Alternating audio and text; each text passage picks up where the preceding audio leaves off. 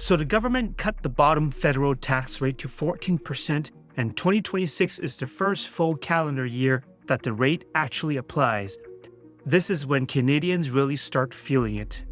The internet is full of headlines saying you're keeping more money, which is technically true, but nobody's mentioning that CPP deductions in 2026 now run at $74,600 and a second at $85,000. So your paycheck is also smaller than it was, at least for part of the year. The net result depends entirely on your income. And if you're using that money to qualify for a mortgage, the timing on those deductions matters as much as the annual total. That math gets complicated quickly once you actually sit down with the pay stub. Hi, Kane again. I was a starving theater grad. 20 years later, through really hard work, I own properties throughout Ontario. Watch my biography video to see my struggles. Also, read the references in the description to see where I pulled this information from. If there are any discrepancies, please let me know. This video is for educational purposes only.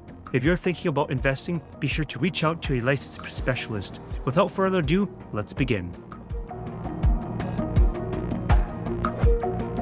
Let's start with what that pay stub actually shows you, because your gross salary runs through a lot of filters before it becomes the number a lender will use to qualify you for a mortgage. Here's what the rate change actually does. The federal government dropped the lowest bracket from 15% to 14% and pushed the ceiling to that bracket up to around $58,523. So, if your income falls anywhere below that line, every dollar you earn in that range gets taxed at a lower rate. The second bracket then runs from $58,523 all the way to $117,045, with higher tiers above that. So, the bracket structure in 2026 is wider at every level than it was before.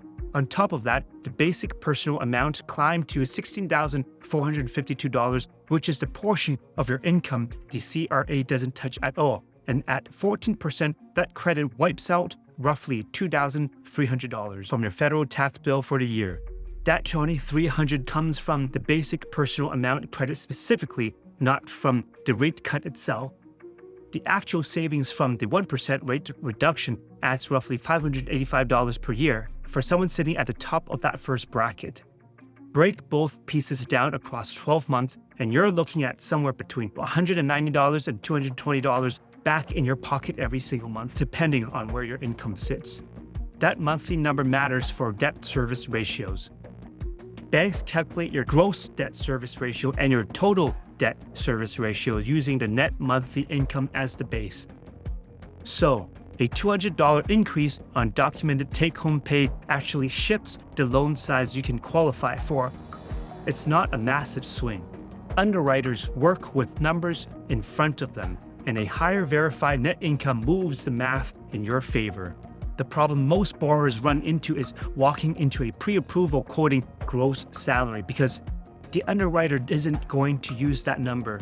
They're going to back calculate your net income using your most recent tax return and CRA data, so your 2025 return is what they'll reach for first. If that return shows a lower net income than what you'll actually earn in 2026 under the new bracket, that's a gap, and you need to close it before the lender does it for you in a way that hurts your application. The way you close that gap is straightforward. Bring a current 2026 pay stub alongside with your 2025 return and show a simple written calculation that walks the underwriter from your gross pay to your new net using the 14% rate and the updated basic personal amount. You're not asking them to guess. You're giving them a documented reason to use the higher number. Make sure your pay stub is recent enough to reflect the new withholding amount, because payroll departments don't always update tax tables immediately at the start of the year. If you've maxed out your 2026 RRSP room, which sits at about $33,800 this year, bring that documentation too, because a lender can see both the reduction in your taxable income and your demonstrated capacity to accumulate a down payment. A borrower earning $70,000 gross is netted around $54,000 after federal tax in 2025 and net closer to $55,200 in 2026 under the new structure. That's $1,200 per year, or about $100 a month that now counts toward your carrying costs when the lender runs your debt service ratios. The 14% tax and the higher basic personal amount don't dramatically change your financial position, but they do move your verified monthly net income in a direction that helps. And in mortgage qualification, small differences in net income adds up fast. What most people aren't watching is the deduction pulling in the opposite direction on the same pay stub, and it's been quietly growing for 2 years.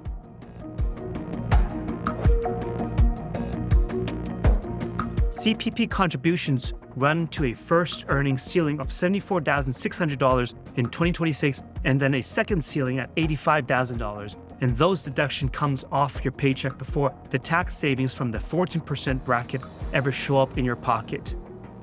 The way CPP actually works is you contribute 5.95% of your earnings between the basic exemption and that first ceiling of $74,600. And once you cross that line, a separate CPP2 rate kicks in on everything you earn up to $85,000. So, higher earners aren't paying into one retirement contribution. They're funding 2 layers at the same time, and both come straight off gross pay just like income tax does. For someone earning $80,000, the CPP2 portion adds exactly $216 in extra annual deductions compared to what they paid before the second ceiling existed. The timing of those deductions is what actually breaks short-term budgets, and it's the part that almost nobody factors into a mortgage pre-approval conversation. CPP contributions spread across your pay periods through a year but stops completely once you hit the annual ceiling.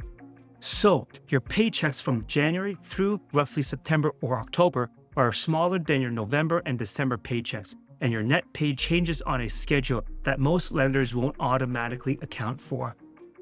If you go to a lender in March in your 3 most recent pay stubs, every single one of those pay stubs reflects a higher CPP deduction period.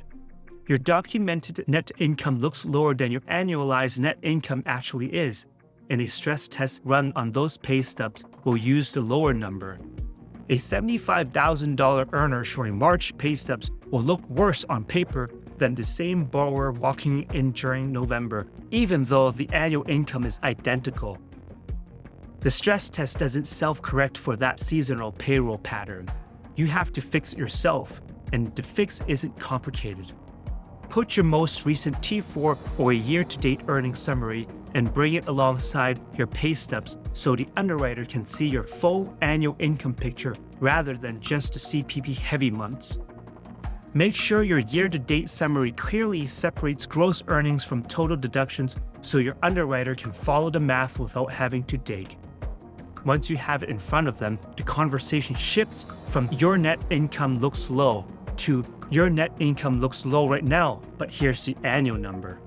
Self-employed borrowers deal with a harder version of this problem because they pay both the employee and employer share of the CPP, which runs 11.9% on income up to $74,600, plus a CPP2 rate of 8% on earnings between $74,600 and $85,000, which is double the 4% rate an employee pays on the same band.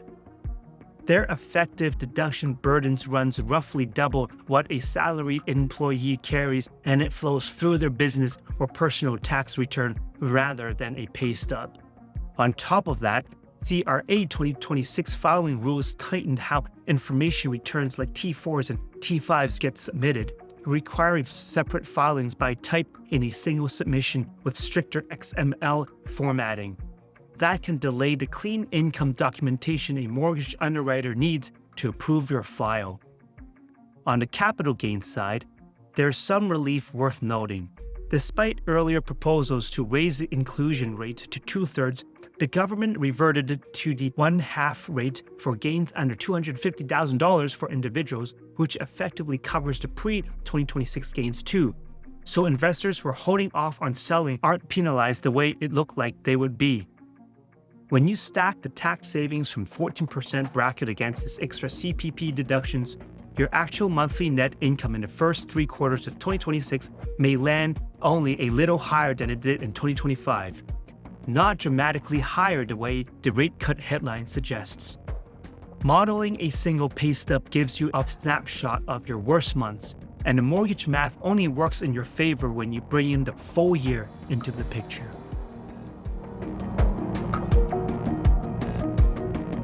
The 2026 tax changes inject a little more money into your pocket each month, and the CPP ceiling drains some of it back through most of the year. The borrower who comes out ahead is the one who runs both numbers before sitting down with the lender.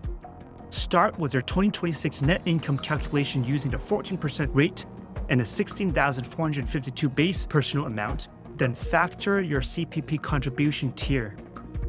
While you're at it, check your TFSA because the 2026 limit holds at $7,000, bringing in cumulative room to $109,000 for anyone who's been eligible since 2009.